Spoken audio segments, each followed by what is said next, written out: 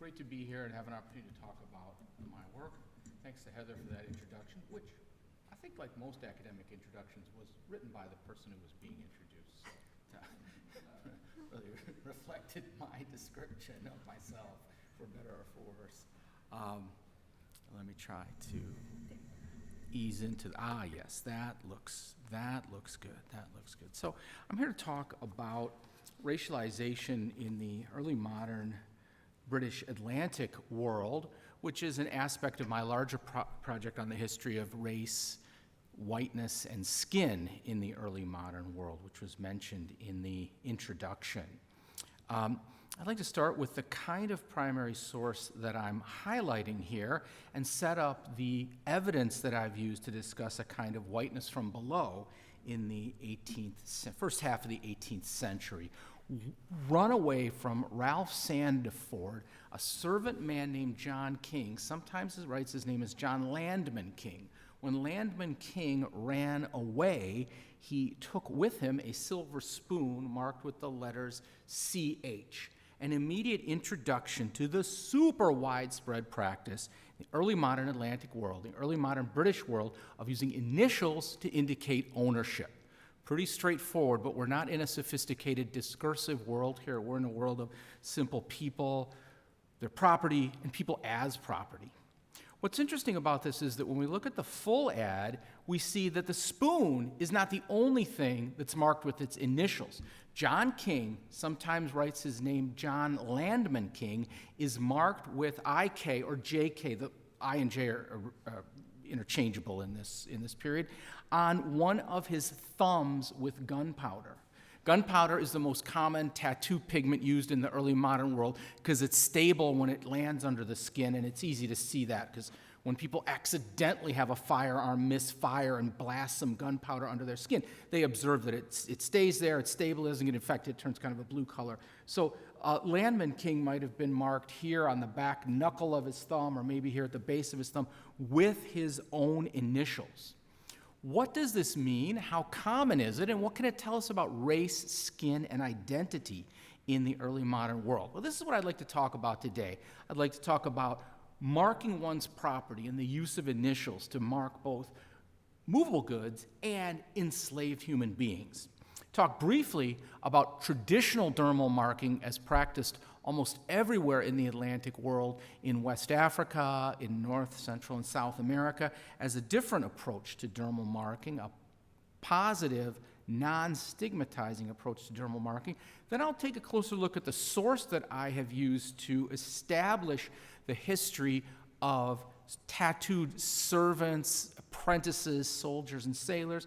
Talk a little bit about how that reflects whiteness from below. So those are the things that I'd like to point out. So very quickly here, we're just going to get some examples very quickly. Stolen from Andrew Peirce of East New Jersey, a horse, and the horse is branded on the thigh with the letters AP. Andrew Peirce, the owner, AP, the brand on the animal.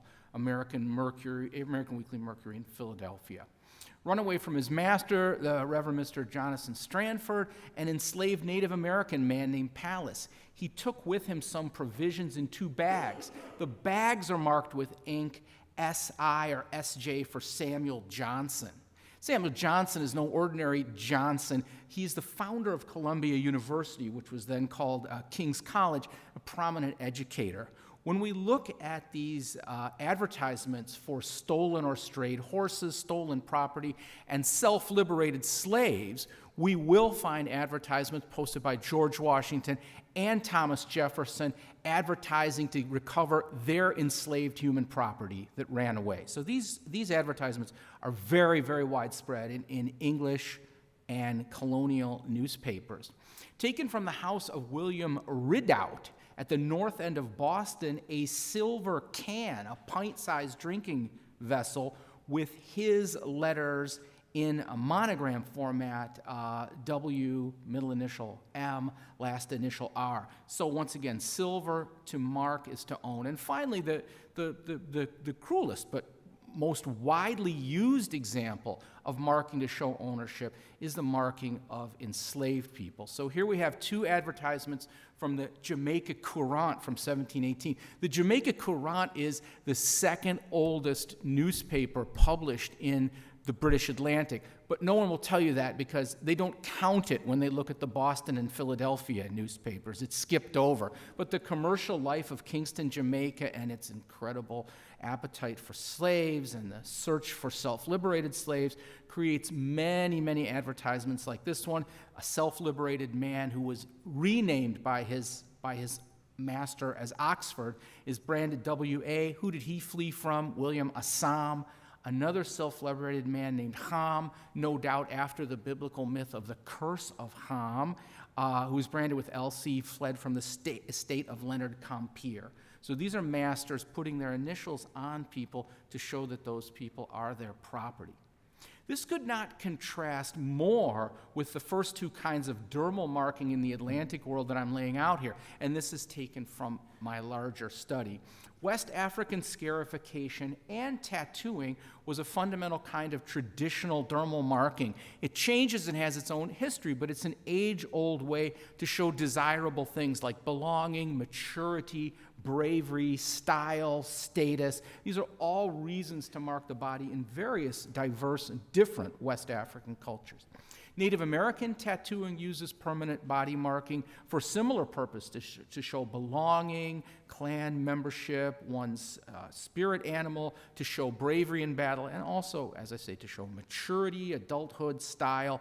These are all desirable, inclusive kinds of dermal marks. They're very opposite from the kind of stigma that Europeans saw when they permanently marked the body, either with owners' brands on enslaved Africans and enslaved Native Americans, or with judicial branding, which was practiced across Europe, the permanent marking of a convicted criminal with a brand. In France, usually on the back of the left shoulder, and in England, on the ball of the left thumb right here. This was very common.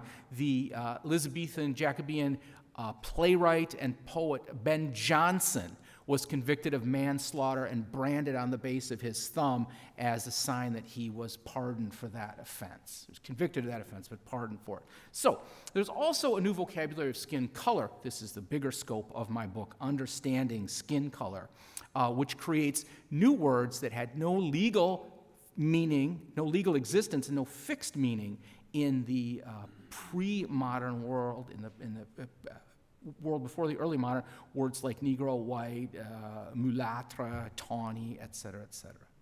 The source that can be used to understand really all of these kinds of body marking are newspaper advertisements. And this is just an advertisement for a runaway servant, like so many others. A servant man by the name of Joseph Morris, a tailor by trade, about 22 years old. The publisher here in Philadelphia has decided humorously to illustrate the ad for the runaway with a guy with a huge R on his coat. Obviously, runaways did not have a large R on their coat to pre-identify themselves as runaways. They were, in fact, trying to lay low, which is why the advertisements describe what they're wearing, but also any identifying marks on their body so minutely. And I think this is a common theme across early modern Atlantic world, and I think the early modern world, which is the penetration of both the state and property holders onto a more bodily level of individual subjects. And this results in specific descriptions of specific individuals, which, if we can amass them and study them, point to a path toward racialization, which is really embedded in everyday life as much or more as it is in literate discourses. So these descriptions are always extremely detailed. Now, my friend and colleague in Australia, Mark Dawson, he's at the American National University, the Australian National University in Canberra. He produced for his 2019 study a collection of descriptions of runaway servants, apprentices, the occasional runaway husband or wife, as they were described in newspapers published in London, provincial Britain, including Ireland, and its American colonies from Jamaica up to Massachusetts and Nova Scotia.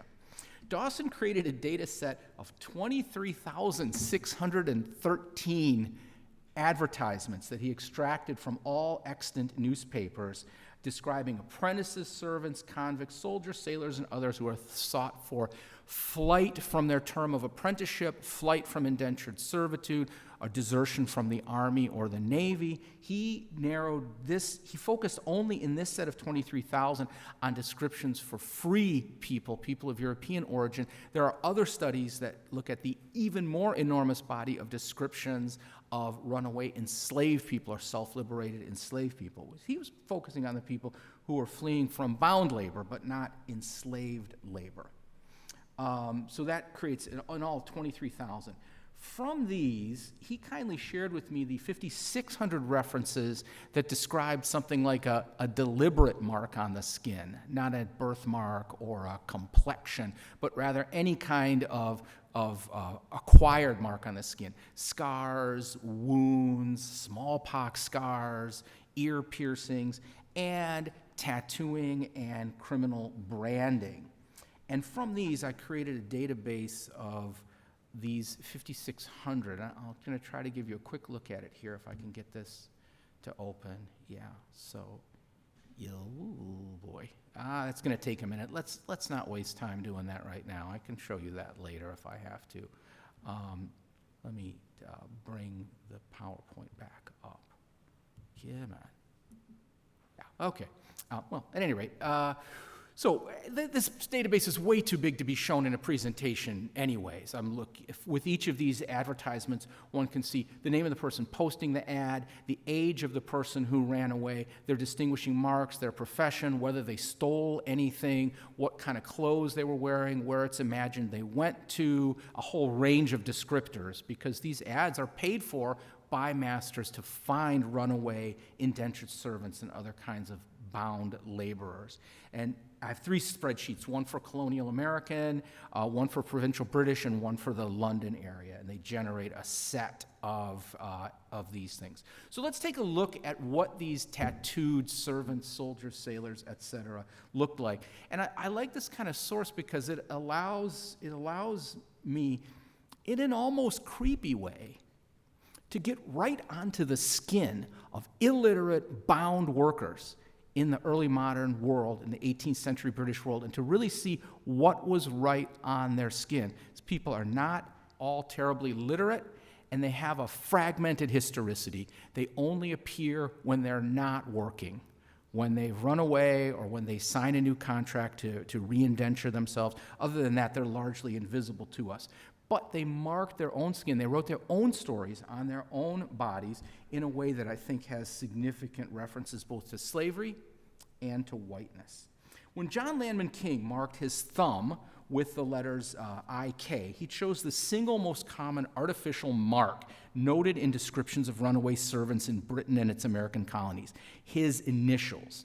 Among the runaway servants described in the Virginia Gazette newspaper, for example, just in the 10 years from 1736 to 1746, at least one advertisement per year describes an individual who was marked with his or her own initials. And of the entire set of 200 documented tattooed individuals I found going through the database that Mark Dawson created, at least 130 are described as tattooed with their own initials or their own name. Many of the people who have more than one tattoo are described as having their initials, and it's my hypothesis that the initials are the gateway tattoo, and that all of the people I've discovered who have more complicated tattoos, like the Savior on the cross, or drawings or diagrams or something like that, I think initially their first tattoo was their initials, but when they're being described as a runaway, the most prominent tattoo is cited rather than the initials. So we have this most common feature. This seems to be kind of the gateway form of tattooing, hand-pricked or hand-poked. All of these tattoos of initials are on places that the individual can reach themselves if they're tattooing themselves, or accessible if they're being tattooed by another person without concerns about modesty. Among the self-marked runaway women whom I've found, the initials, her initials or her name in full, were the only kind of tattoo reported. So I have 10 self-marked female runaway servants found in these colonial, provincial, and London newspaper advertisements before 1750. 9 are marked with their own name and initials, and 1 with the initials of another person, whom I suspect was a son in the household of her master, pointing to questions of love and forbidden love that were brought up by Cord earlier. She's the only person who doesn't have her own name or her own initials on her. The Irish servant Eleanor Kavanagh, who's called alias Plunkett in her description, had the letters EP in blue written with gunpowder on the back of her left hand when she ran away from a Philadelphia workhouse in December 1743. In all 10 of the cases that I have, the letters are tattooed on a woman's hand or arm. Now, these tattooed initials could be both practical and meaningful, and I have more evidence that I won't go into right now, indicating that for people in maritime trades, the initials served as a kind of dog tag or identity tag. And we have advertisements where people say, we're looking for our lost friend, who's a little bit mentally unstable. If you find him, send him back to us. He was tattooed on his left arm with the letters WR. If his body is found, that would be a way to identify it. So we have the idea of bodies being discovered. We also have reports of shipwrecks where they say all hands were lost, but one of the bodies washed up was tattooed with the captain's name on his chest. That was the body of the captain who was found. So we know that these had a certain sort of a useful ID function, but their innumerable frequent references and descriptions of runaways suggest that these marks could also work against their bearers and allow them to be identified when they ran away and did not want to be identified and were claiming to be someone else. And we have evidence of that in legal proceedings in London as well. In the 200 advertisements in my sample, in addition to the initials, there are a couple other images that reoccur. The figure of our Savior or our Savior on the cross, various heart images, including what they called back then the darted heart, which is familiar to all of us. That's just a heart with an arrow through it, right? The pierced heart or the darted heart. That's a fairly common image. The image of Adam and Eve, half moon and stars, and there's a particular kind of cross image that appears frequently that is the subject of another article that I'm working on. These images were tattooed with black, blue, and red pigment, and they're cited as being on the hands, the arms, the chest, and the leg in one case. We have other evidence from the occasional, very rare sailor diary of people being tattooed, and we know that these tattoos were definitely chosen by the young. We have a horse thief named Barnaby Bright who was arrested in 1727 with the initials BB and the date 1726 tattooed on him. Personal tattoos appear to young people, so we have lads of 14 or 15 years old already tattooed with their initials. In 1722, a London master sought Thomas Eustace, a boy 13 years of age, an apprentice, who was marked upon his arm in gunpowder, a crucifix, and on his hand, T.E. So we have a boy 13 years or younger having his hand tattooed or tattooing his hand himself, stick and poke, with his initials. What does it mean to put your initials on yourself, to stamp you? We know that some of these tattoos took place probably on shipboard transportation across the Atlantic, but there are also plenty of people who seem to have never left the British Isles who are tattooed in this way. So I come now to questions of interpretation and what these tattoos meant to the people who bore them. We understand them as a form of self-expression, but what kind of self was being expressed by this decision to tattoo one's initials on oneself and potentially other images as well? Let's take a look here. Here's another example of a tattooed image that the newspaper is trying to represent. This guy's name is John Williams, I or J for John. So he has the first letter of his name with a cross above it, and the newspaper is trying to kind of show its readers what that looks like for the benefit of Captain Gerald Layton's company, the military company that he deserted from.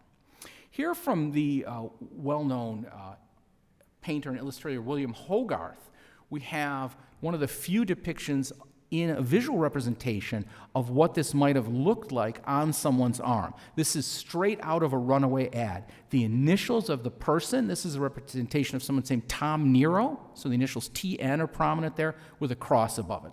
Are you with me on that? Hogarth illustrated this tattooed arm in a series of prints that he called The Reward of Cruelty. This was an anti-cruelty cruelty set of cheap prints that he said, quote, were for the lowest sort of men and women. Where, in what context, does Hogarth illustrate Tom Nero, a tattooed man?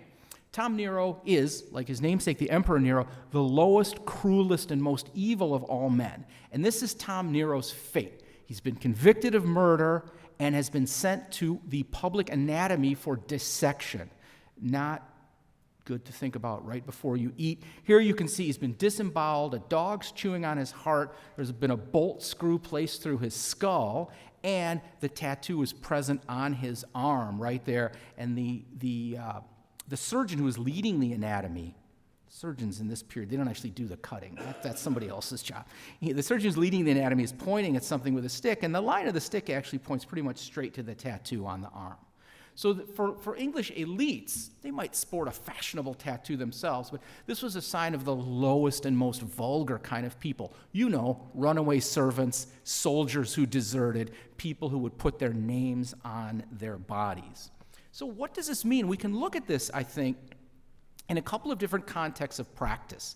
There are no textual or literary contexts in which to understand self-tattooing. It doesn't show up in this period in novels. I've got one sailor's diary where he mentions getting a tattoo of the crucifix on his arm. But we can place it in context of practice. And the contexts of practice are essentially what I've already described. One context of practice is, what do people in this culture put their initials on? Another context is, under what circumstances do they mark their body, whether honorable or dishonorable? And the third context is, what is the content of the marking? What is the actual significance of the marks? And if we put these three things together, we can see a quick opportunity to make an argument about mastery.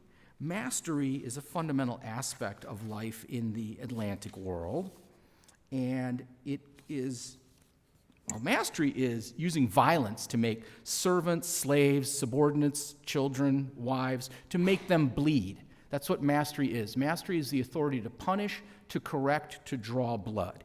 In the 18th century Atlantic world, inflicting pain, shedding blood, and marking the body of a subordinate were key features of mastery. The master of a household, the master of a workshop, master of a plantation, the master of a ship.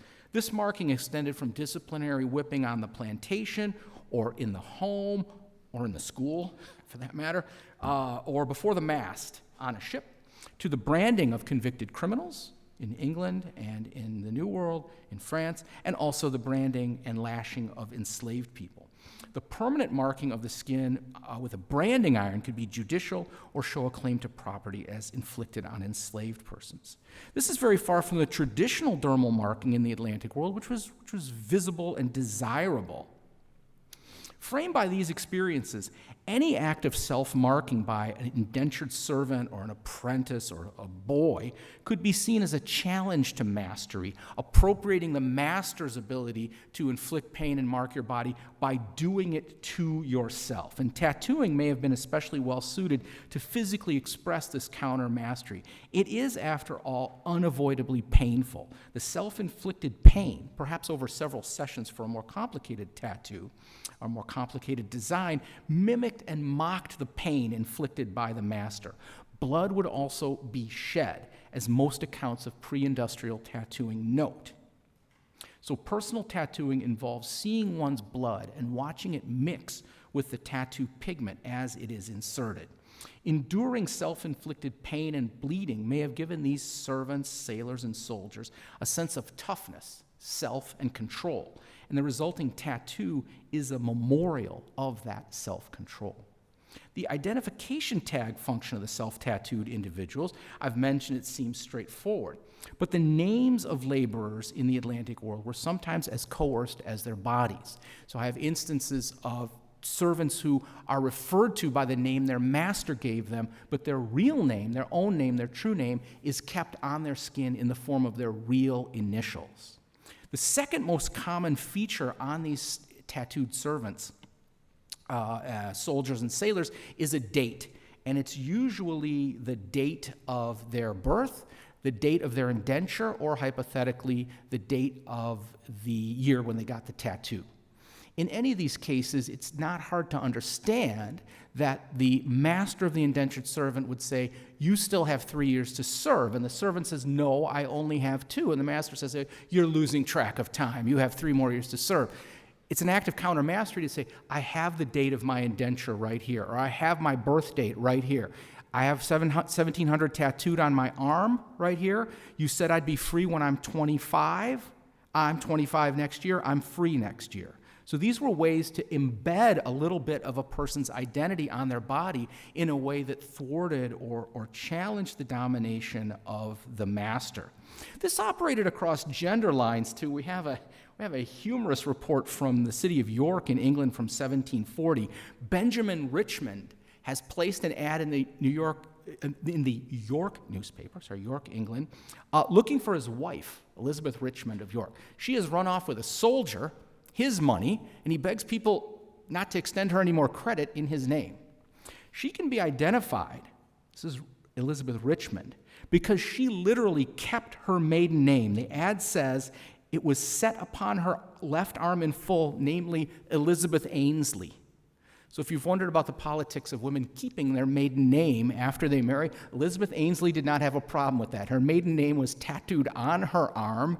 It did not change when she married Benjamin Richmond, and whatever happened with the soldier that she ran off with, her identity was still going to be on her arm, and in full, not just the initials, but the full letters, Elizabeth Ainsley. So we can see a number of things that these tattoos can do to kind of challenge mastery. When these servants, soldiers, sailors decided to mark themselves on their arms, they were doing so in a context of Atlantic slavery. And you only have to look at the newspapers in which one finds these advertisements for a short time, particularly if they're from a slave society like Virginia, South Carolina, or Jamaica, to see alongside the description of runaway servants or runaway indentured servants, also the descriptions of enslaved people marked with the initials of their masters. So we know from Hogarth that the idea of marking one's body deliberately with the initials and a cross like this was the sign of the lowest and most cruel and debased form of person. And it was probably considered to move the European or English person who did this closer to the tattooed barbarians and savages of Africa or India who were signaled out for their elaborate and complex aesthetic or social dermal marking. So in that way, maybe this dermal marking works against racialization by creating a common theme of desirable dermal marking on the skin of people who were in a similar situation working together.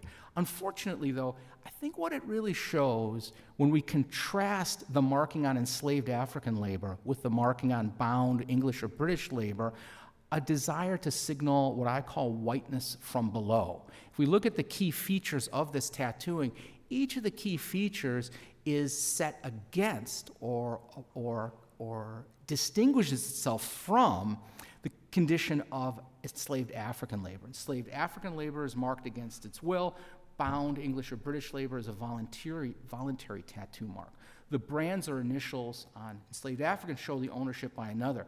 The tattoos or initials on these bound servants show some kind of hope of self-ownership or plan for self-ownership. Yeah, my body belongs to the master who bought my indenture for another 2 or 3 years, but ultimately I am CK. I am going to eventually own my own labor. Permanent mark signals perpetual servitude for enslaved Africans and Native Americans. In this case, the permanent mark shows aspirations to lasting self-ownership. The content of the mark, in the case of an enslaved person, may not even be intelligible to that enslaved person or visible to them. The mark may be on the back or on the shoulder because it's not there to be seen by the enslaved person. It's there the same way people are marking their property. And the mark that's placed on an enslaved person by an owner is, of course, definitely not specific to that one enslaved person. All the slaves in that shipment, all the slaves on that plantation are branded with the same mark. And you can see in the Jamaica ads, they think people, it's branded with his mark, the letters A and L in a diamond or something. They the mark of this plantation owner, and that's what's on there. On the other hand, when workers put their initials and maybe the year of their birth or the year of their indenture on their arm, they're suggesting at least some kind of literacy or numeracy. These were things that would not be easy for enslaved Africans to achieve. Their name or initials serve as a kind of onomastic resistance or preservation of identity as they bounce around the Atlantic world and are kind of renamed and repurposed. George Washington's father is looking for a guy who ran away, and he's one of my many indentured servants. His first name is John. I forgot his last name, but he has these two initials on him. Well, the initials show you what this guy's last name actually is. He was a multiple runaway, so he appears multiple times in the record. So, self-liberated Africans do not, as far as any research has shown, opt for these kinds of tattoos or dermal marks of their own free will after liberation. You could probably think of a couple of reasons why that would be. So we have here a set of marks that I think shows a kind of self-racialization or whiteness from below in which individuals through their own volition, opt to mark their skin permanently and sometimes prominently in an attempt to show a kind of self-ownership, which is the very opposite of what they imagine the fate of the enslaved people they're working alongside in the British Atlantic world in the first half of the 18th century. Thanks for your patience.